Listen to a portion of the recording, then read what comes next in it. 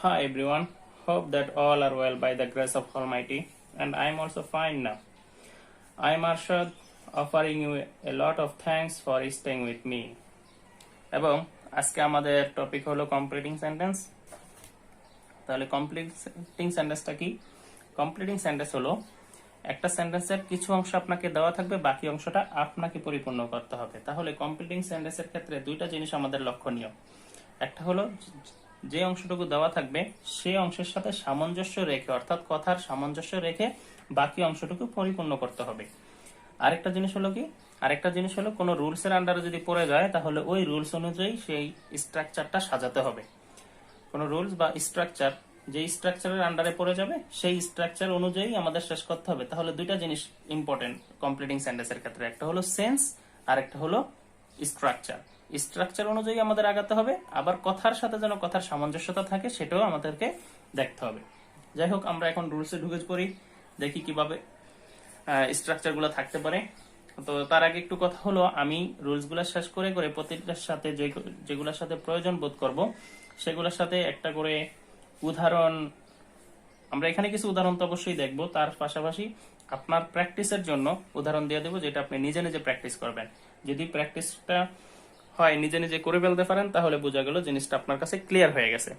আর যদি তারপরে কোনো সমস্যা মনে হয় বা ওইটার রিভিউ যদি দেখতে চান বা আপনারটা হইলো কিনা এটা যদি শিওর হতে চান তাহলে আমার সাথে যোগাযোগ করতে পারেন ইমেল আইডি অথবা ইমো আইডির মাধ্যমে।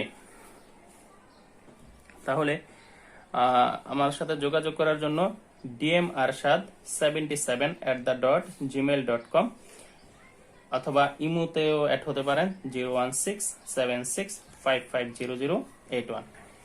এখানে নক দিয়ে আপনি কনফিউশন দূর করে নিতে পারবেন। আচ্ছা, তাহলে আমরা একটু উদাহরণ আমাদের নিয়মে চলে যাই, দেখা যাক কিভাবে থাকতে পারে। আচ্ছা, আপনার সেন্টেন্সটা থাকতে পারে প্রথম একটা সাবজেক্ট, তারপর একটা ভার্বের ওয়ান বা ভার্বের প্রেজেন্ট রূপ। আমি একটু বলে নেই ভার্বের ব্যাপারে, আর ভার্ব সম্পর্কে আরো ক্লিয়ার ধারণা পাওয়ার জন্য আমাদের ভার্বের ক্লাসটা করলে আরো বেশি ভালো লাগবে আশা করি। আচ্ছা, ভার্ব ওয়ান দ্বারা আমরা ইন্ডিকেট করি ভার্বের প্রেজেন্ট রূপকে। ভার্বের বি দ্বারা, ভার্বের পরে যদি একটা ছোট বুক লেখার বি থাকে সেই বি দ্বারা বুঝাবো ভার্বের বেস ফর্ম। যদিও ভার্বের বেস ফর্ম আর প্রেজেন্ট ফর্ম অনেকে একই মনে করেন, সামান্য কিছু বেসিক পার্থক্য আছে, এছাড়া মোটামুটি একই রকম পাবো আমরা, সমস্যা নাই। সো যারা বেসিক ফর্ম, বেস ফর্ম আর প্রেজেন্ট ফর্মের মধ্যে পার্থক্য না জানেন তাদেরও খুব একটা সমস্যা হবে না। আর জানার জন্য যদি জানতেই চান তাহলে আমাদের ভার্বের ক্লাসটা করলে ক্লিয়ার হবে ইনশাআল্লাহ।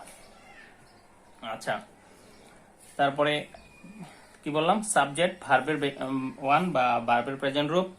আচ্ছা, ভার্বের টু দ্বারা আমরা বুঝাবো হলো পাস্ট রূপ, ভার্বের থ্রি দ্বারা বুঝাবো হলো পাস্ট পার্টিসিপল রূপ। ওকে, তাহলে সাবজেক্ট ভার্বের প্রেজেন্ট রূপ প্লাস কিছু আনুষঙ্গিক কথা থাকতে পারে, তারপর একটা সো দ্যাট বা ইন অর্ডার দ্যাট থাকলে তাহলে আমরা সেন্টেন্সটাকে কিভাবে শেষ করব। তাহলে আমরা আবার একটা সাবজেক্ট দিব, একটা মডেল অক্সিলারি ভার্ব দিব, তারপরে ভার্বের বেস ফর্ম বসাবো এবং আনুষঙ্গিক যদি আর কোনো কথার প্রয়োজন হয় সেটাও আমরা লিখবো। এভাবে একটা সেন্টেন্স শেষ হতে পারে। বা স্টার্টটা যদি হয় সাবজেক্ট ভার্ব ওয়ান দিয়ে এবং এখানে যদি সো দ্যাট থাকে তাহলে ভার্ব শেষ হবে হলো সাবজেক্ট, একটা অক্সিলারি মডেল অক্সিলারি ভার্ব, ভার্বের বেস ফর্ম, তারপরে বাকি কিছু আনুষঙ্গিক বা মিল রেখে কিছু কথা। তাহলে জানা দরকার সো দ্যাট বা ইন অর্ডার দ্যাট মানেটা কি। সো দ্যাট বা ইন অর্ডার দ্যাট মানে হলো যাতে। সো দ্যাট বা ইন অর্ডার দ্যাট মানে কি? সো দ্যাট বা ইন অর্ডার দ্যাট হলো যাতে। এই যাতে মানে আবার জাতির যাতে না, এই যাতে মানে হলো যাতে করে এটা হয়, যাতে করে ওটা হয়। যেমন কি বলতে পারি, আমরা চেয়ার কিনলাম যাতে এটাতে বসতে পারি, আমরা কলমের ক্যাপ খুললাম যাতে এই কলমটা দিয়ে লিখতে পারি, এই ধরনের কথাবার্তা। তাহলে আমরা চলে যাই, একটা উদাহরণ দেখলে আমাদের মনে হয় একটু বেশি ক্লিয়ার হতে পারবো। হি রিডস মোর, হি রিডস মোর, আমরা দেখি মিলে কিনা আমাদের রুলস এর সাথে বা স্ট্রাকচারের সাথে। হি সাবজেক্ট, রিডস ভার্বের ওয়ান, আনুষঙ্গিক অতিরিক্ত কথা মোর, সো দ্যাট বা ইন অর্ডার দ্যাট যেটাই দেই হবে। তারপর আবার সাবজেক্ট একটা মডেল অক্সিলারি ক্যান, ভার্বের বেস ফর্ম পাস। মিললো? আমাদের অতিরিক্ত কথার প্রয়োজন হয়নি, আমরা দিতে পারতাম ইন দ্য এক্সামিনেশন যদি দেই তাহলে মিলবে। যেমন he reads more so that he can pass in the examination, সে অধিক পড়েছিল যাতে করে সে পরীক্ষায় পাশ করতে পারে। এখানে যেটা অর্থ সেটা হলো যাতে সে পাশ করতে পারে। তাহলে কি সে পাশ করে? সাধারণত পরীক্ষায় পাশ করে। তাহলে এরকম আমরা দিতে পারতাম হি রিডস মোর, সে অধিক পড়ে, so that he can get A plus in the examination, যাতে করে সে এ প্লাস পেতে পারে এক্সামিনেশনে। ওকে, এই রুলসেরই বা এই স্ট্রাকচারে যদি সো দ্যাটের স্ট্রাকচারে যদি প্রথম অংশে ভার্বের ওয়ান না থেকে ভার্বের টু থাকে, অর্থাৎ পাস্ট ফর্ম থাকে, যদি এটা পাস্ট টেন্স হয় তাহলে ক্যান বা কুড মেয়ের জায়গায় শুধুমাত্র কুড বা মাইট এতটুকু পরিবর্তন হবে। কি বললাম? সো দ্যাট বা ইন অর্ডার দ্যাট এর এক পাশে যদি ভার্বের টু থাকে মানে হলো পাস্ট ফর্ম হয়, তাহলে পরবর্তী পাশে ক্যানের জায়গায় কুড হয়ে যাবে। তাহলে পরিবর্তনটা কি লক্ষণীয়? ভার্বের ওয়ান হয়ে গেল ভার্বের টু, তাহলে এখান থেকে ক্যান হয়ে যাবে কুড, মেথ হয়ে যাবে মাইট। ঠিক আছে, তাহলে আমরা একটু উদাহরণ দেখি। হি রিড মোর, সে অধিক পড়েছিল। এখানে রিডটা যে ফার্স্ট ফর্ম, এই রিড ফার্স্ট ফর্মে আছে বা ভার্বের টু তে আছে, এটা কি আমাদের কোনো কনফিউশন আছে? অনেকের কনফিউশন হতে পারে। রিড, পুট, কাট, এরকম কিছু ভার্ব আছে যেগুলোর present form, past form, past participle form একই রকম, তাই না? রিড, পুট, কাট। সো এই রিডটা যদি প্রেজেন্ট ফর্মই হইতো তাহলে আগেরটার মতো এই যে subject third person singular number হওয়াতে এস বাই এর যোগ হইতো, তাই না? ওকে, তাহলে হি রিড মোর বুঝাই যাচ্ছে ফার্স্ট ফর্মে আছে, সো দ্যাট হি ক্যানের জায়গায় কুড হয়ে গেল, could pass, he could pass. তাহলে এইভাবে থাকলে আমাদের এইভাবে অ্যান্সার করতে হবে, অর্থাৎ এক পাশে যদি প্রেজেন্ট থাকে আরেক পাশে ক্যান। আমরা একটা মডেল অক্সিলারি দিয়ে আপাতত শিখি, ক্যান দিয়ে বেশি মনে রাখি, তাহলে পরে আমরা আরো এক্সারসাইজ করার কারণে আমাদের আস্তে আস্তে প্র্যাকটিস হয়ে গেলে আমরা অনেক কিছুই পারবো, অনেক মডেল অক্সিলারি এখানে ব্যবহার করতে পারবো। আপাতত অতি দ্রুত মনে রাখার জন্য ক্যান দিয়ে স্টার্ট করি। তাহলে যদি এক পাশে প্রেজেন্ট থাকে তাহলে আরেক পাশে ক্যান, সো দ্যাট এর এক পাশে যদি পাস্ট থাকে তাহলে আরেক পাশে কুড। বোঝা গেল? আচ্ছা, এই ক্ষেত্রে এখন দ্বিতীয় বাক্যটাতে যদি নেগেটিভ আসতে চাই তাহলে আমরা কি করতে পারি? দ্বিতীয় বাক্যটায় নেগেটিভ আসতে চাইলে আমরা শুধুমাত্র মডেল অক্সিলারির পর একটা নট বসিয়ে দেব। এখন মডেল অক্সিলারি হিসাবে যদি আমাদের প্রথম অংশে যদি প্রেজেন্ট থাকে তাহলে ক্যানের সাথে নট বসাবো, আর যদি প্রথম অংশে ভার্বের টু থাকে, পাস্ট ফর্ম থাকে, তাহলে কুডের সাথে নট বসাবো, তাই না? আমরা একটু উদাহরণ দেখি। I close the door of my room, আমি আমার রুমের দরজা বন্ধ করলাম বা আমি আমার কক্ষের দরজা বন্ধ করলাম, সো দ্যাট যাতে the thief can not enter the room, যাতে করে চোর আমার ঘরের ভিতরে ঢুকতে না পারে। আমি আমার ঘরের দরজা বন্ধ করলাম যাতে চোর আমার ঘরের ভিতরে ঢুকতে না পারে। আচ্ছা, তাহলে এই ধরনের আরো কথাবার্তা কি হতে পারে? যেমন আমি বই বন্ধ করলাম যাতে সে আমার বই দেখতে না পারে। আমি পরীক্ষার ভিতরে আমার খাতা আড়াল করে রাখলাম যাতে পাশের সিট থেকে কেউ আমারটা নকল করতে না পারে। এই ধরনের কথা হতে পারে না? অবশ্যই পারে। সো আচ্ছা, তাহলে এই রুলস এর জন্য, রুল 1 এর জন্য দুইটা উদাহরণ লিখে নাও নিজেরা প্র্যাকটিস করার জন্য। উদাহরণটা লিখে নিতে পারেন। হ্যাঁ, আমি বলছি। He earns more so that, earns মানে হলো উপার্জন করা, EARNS, earns. He earns more so that, সে অধিক উপার্জন করে যাতে, বাকিটা নিচে সামঞ্জস্য বজায় রেখে করে নেন। আচ্ছা, আরেকটা উদাহরণ লেখেন।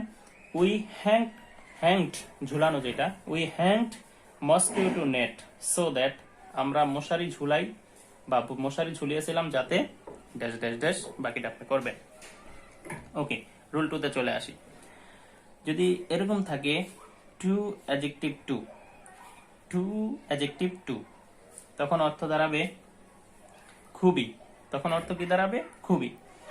তাহলে সাবজেক্ট, তারপরে থাকবে একটা ভার্ব, তারপরে টু, তারপরে একটা অ্যাডজেক্টিভ, তারপরে একটা টু, তারপর ভার্বের বেস ফর্ম। এরকম যদি থাকে তাহলে কোনো কিছুর অপারগতা বা একটু সামান্য নেগেটিভ জাতীয় কথাবার্তা বুঝাবে। আচ্ছা, আমরা একটু উদাহরণ যাই তাহলে ক্লিয়ার হবে। He is too weak to walk, সে হাঁটতে খুবই দুর্বল। কি? সে হাঁটতে খুবই দুর্বল। আচ্ছা, আমরা ওয়ার্ক না দিয়ে এখানে ওয়ার্কও দিতে পারতাম, ওয়ার্ক কাজ করা, সে কাজ করতে খুবই দুর্বল। সে রান দিতে পারতাম, he is too weak to run, সে দৌড়াইতে খুবই দুর্বল। এরকম অর্থ প্রকাশ করবে। তাহলে আমাদের নরমালি আমরা দেখেছি অ্যাডজেক্টিভ পর্যন্ত দেওয়া থাকে, তাহলে আমাদের একটা টু বসাতে হবে আর একটা ভার্বের বেস ফর্ম বসাতে হবে। আচ্ছা, সেম বাক্যটাই যদি অ্যাডজেক্টিভের পর এই টুটা না দিয়ে টুটার আগে যদি একটা ফোর চলে আসে, কি আসে? ফোর। যদি একটা ফোর চলে আসে তাহলে ওই ফোর এর জন্য আমাদেরকে অবশ্যই একটা পার্সোনাল অবজেক্ট বসাতে হবে। কি করতে হবে? ফোর এর জন্য আমাদেরকে একটা পার্সোনাল অবজেক্ট বসাতে হবে, তারপরে আবার টু, তারপরে ভার্বের বেস ফর্ম। আগের মতোই সবকিছু ঠিক আছে, শুধুমাত্র অতিরিক্ত দুইটা কথা আসে, একটা ফোর, একটা পার্সোনাল অবজেক্ট।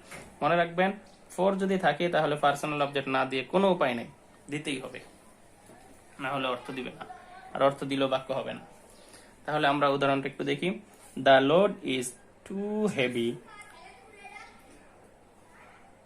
ফর, যেহেতু দেওয়া আছে মি টু ক্যারি, লোডটা বা বোঝাটা আমার জন্য, আমার বহন করার ক্ষেত্রে খুবই ভারী। বোঝাটা আমার জন্য বহন করা খুবই ভারী। বোঝাটা আমার জন্য বহন করা খুবই ভারী। The load is too heavy for me, এই যে অতিরিক্ত ফর এর জন্য অতিরিক্ত পার্সোনাল অবজেক্ট মি। পার্সোনাল অবজেক্টগুলো আমরা চিনি তো।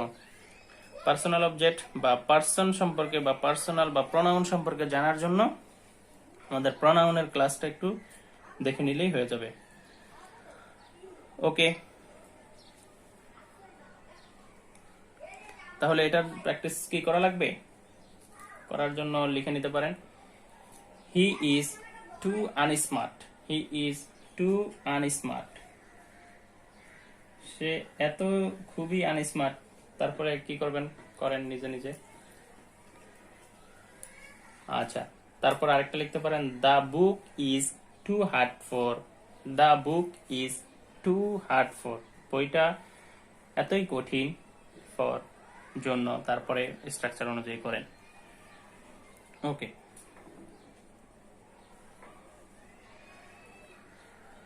আচ্ছা, রুল 3 চলে আসি। সাবজেক্ট প্লাস ভার্বের ওয়ান বা প্রেজেন্ট রূপ plus so plus adjective plus that plus subject plus can অথবা মে প্লাস নট ভার্বের বেস ফর্ম।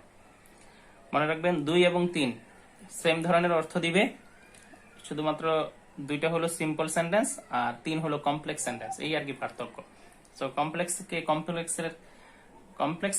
কমপ্লেক্স সেন্টেন্স অনুযায়ী সাজাতে হবে, ওই স্ট্রাকচার মেনে।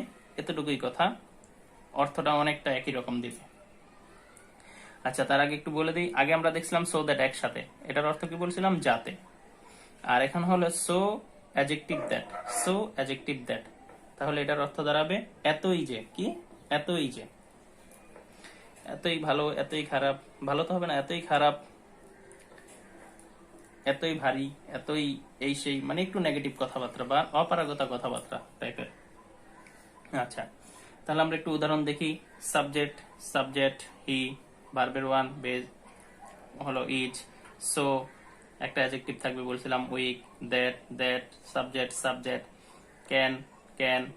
ক্যান বা মেয়ের থেকে যে কোনো একটা ক্যান, তারপর একটা নট বসবে, নট ভার্বের বেস ফর্ম। অতিরিক্ত কোনো কথা থাকলে বসাবো, না থাকলে নাই। তাহলে অর্থ কি দাঁড়াচ্ছে? He is so weak that, সে এতই দুর্বল যে হি ক্যান নট ওয়াক, সে হাঁটতে পারে না। সে এত দুর্বল যে সে হাঁটতে পারে না। তাহলে সেম জিনিস যদি পাস্ট ফর্মে থাকে তাহলে ক্যানের জায়গায় কুড হবে, অতটুকুই কথা। হি ওয়াজ সো উইক দ্যাট, সে এতই দুর্বল ছিল যে হি কুড নট ওয়াক, সে হাঁটতে পারছিল না।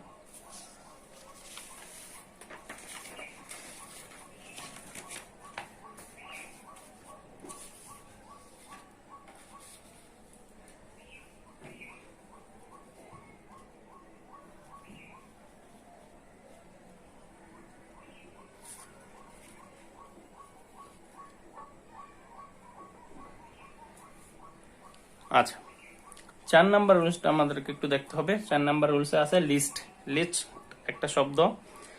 এই লিস্ট শব্দটার অর্থ দাঁড়ায় পাছে। আমরা এটা করি না, পাছে ওটা হয়ে যায়। আমি এটা করি না, পাছে ওটা হয়ে যায়। আমরা মূলত লিস্ট এই শব্দটার সঠিক বাংলা বা অর্থ করতে গেলে আমরা দেখব এটার অর্থ দাঁড়াবে পাছে ভয়, মানে কোনো একটা কিছু করি, পাছে আরেকটা ভয় থেকে যায়। তো আমরা বাংলাদেশে সাধারণত বাংলা এই কথাটা অত বেশি পাছে দিয়া বলি না, আমরা বলি যে পরে যদি আমি পানিতে নামি না, পরে যদি আমি ডুবে যাই। আবার এরকমও বলি আমরা পানিতে নামি না, না হয় যদি আমরা ডুবে যাই। মানে আপনি লিস্টের অর্থটা পাছে ভয়, এটা হলো সবচেয়ে ভালো অর্থ। এছাড়া অর্থ করতে পারেন পরে যদি, অথবা না হয় যদি। যেমন আমরা কি বলি, আমরা পানিতে নামি না, না হয় যদি আমি ডুবে যাই। আমরা পানিতে নামি না, পরে যদি আমি ডুবে যাই। আমি পানিতে নামি না, পাছে ভয় যদি আমি পানিতে ডুবে যাই, এরকম কথা। আচ্ছা, তাহলে আমরা একটু উদাহরণে যাই, তাহলে বুঝতে পারবো। হি ওয়াক ফাস্ট, সে দ্রুত হেঁটেছিল। লিস্ট, পরে যদি হি শুড মিস দ্য ট্রেন, পরে যদি সে ট্রেন মিস করে, না হয় যদি সে ট্রেন মিস করে, পাছে ভয় সে যদি ট্রেন মিস করে। আচ্ছা, তাহলে সে দ্রুত গেছিল, দ্রুত হাঁটছিল, না হয় যদি সে ট্রেন মিস করে ফেলে, ট্রেনটা ধরতে না পারে, এরকম একটা ভয় বা আতঙ্ক থাকবে। এক্ষেত্রে মনে রাখতে হবে লিস্টের পরের অংশে ফার্স্টে যাই থাকুক না কেন, ফার্স্টে মানে কথা যাই থাকুক, তার সাথে অর্থের সামঞ্জস্য রেখে একটা শুড বসাতেই হবে, সাবজেক্টের পর একটা শুড বসাতেই হবে। শুড ছাড়াও অনেক সময় অর্থ দিয়ে ফেলবে এইসব বাক্য, কিন্তু অর্থ দিলে এখানে হবে না, আপনাকে শুড 100% বসাতেই হবে। খুব মনে করে রাখতে হবে শুড। আমরা একটা দিয়ে শিখি, মাইট আপাতত শিখলাম না, শুড আমরা একটা দিয়ে শিখি। শুড আপনাকে বসাতেই হবে, শুড অথবা মাইট হতে পারে। বেশি মনে রাখার জন্য আপাতত মনে রাখেন যে শুড, তারপরে ভার্বের বেস ফর্ম। শুড যেহেতু একটা মডেল অক্সিলারি ভার্ব, তারপরে তো ভার্বের বেস ফর্মই বসবে, তাই না? আচ্ছা, তারপর অতিরিক্ত কথা থাকলে কথা দিব, না থাকলে নাই, সমস্যা নেই। তাহলে দেখেন, হি ওয়াক ফাস্ট, সে দ্রুত হাঁটছিল। Lest, he should miss the train, পাছে সে যদি ট্রেনটা মিস করে ফেলে। আচ্ছা, এটার জন্য উদাহরণ লিখলে লিখতে পারেন, করিম র্যান ফাস্ট, করিম দ্রুত দৌড়াইছিল। লিস্ট, পাশে ভয়, কি সমস্যা হতে পারে লিখে নেবেন। আচ্ছা, pass. It is time, it is high time, এই শব্দগুলো বা এই শব্দগুচ্ছগুলোর একটা অর্থ হলো এখনই উপযুক্ত সময়। অর্থটা কি? এখনই উপযুক্ত সময়। It is time, it is high time, এখনই উপযুক্ত সময় ওটা করার। মানে আমরা একটা কাজ এখনই করতে হবে আর কি, উপযুক্ত সময়, আর পিছানো যাবে না। তাহলে এটার জন্য তিনটা স্ট্রাকচার থাকতে পারে। ইট ইজ টাইম এর পরে যদি টু থাকে, তাহলে আমরা শুধুমাত্র একটা ভার্বের বেস ফর্ম বসিয়ে দিয়ে শেষ করে ফেলতে পারি। একটা ভার্বের বেস ফর্ম বসিয়ে দিয়ে একটু সঙ্গতিপূর্ণ দুই একটা ওয়ার্ড দিয়ে কাজ শেষ করতে পারি। কিন্তু ইট ইজ টাইম বা ইট ইজ হাই টাইম একই অর্থ, কিন্তু ইট ইজ টাইম অথবা ইট ইজ হাই টাইমই থাকতে পারতো এখানে। সো ইট ইজ টাইম এর পরে যদি একটা ফর থাকে, তাহলে আবার এখানেও একটা পার্সোনাল অবজেক্ট দিতে হবে। বাকি সব ঠিক আছে, টু প্লাস ভার্বের বেস ফর্ম। অতিরিক্ত কথা আসতে চাইলে দিব, না আসতে চাইলে নাই। তাহলে এই দুইটা জিনিস কিন্তু একই। ইট ইজ টাইম বা ইট ইজ হাই টাইম এর পরে টু থাকলে ভার্বের বেস ফর্ম, যদি ফর থাকে তাহলে একটা পার্সোনাল অবজেক্ট দিয়ে আবার টু, তারপরে ভার্বের বেস ফর্ম। বোঝা গেল? আর যদি ইট ইজ টাইম এর পরেই, আগে বলেন এই কথা, ফর এর পরে পার্সোনাল অবজেক্ট দিলে আগের ট্রুথটাই মেনে চলবে।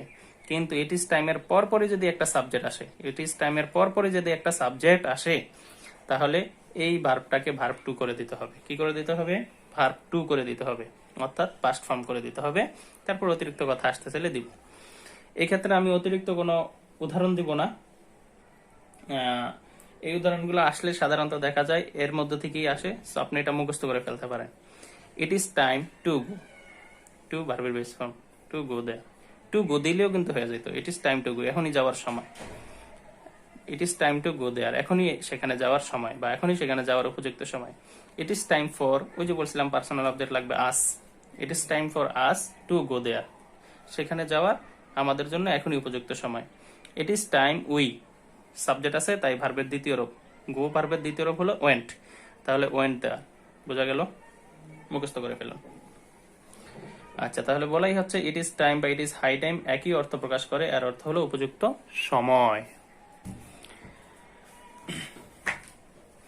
Thank you very much for hearing us or me. Thank you very much for hearing me. এবং আশা করি খুব শীঘ্রই আবার দেখা হচ্ছে ইনশাল্লাহ। সেই পর্যন্ত আল্লাহ হাফেজ।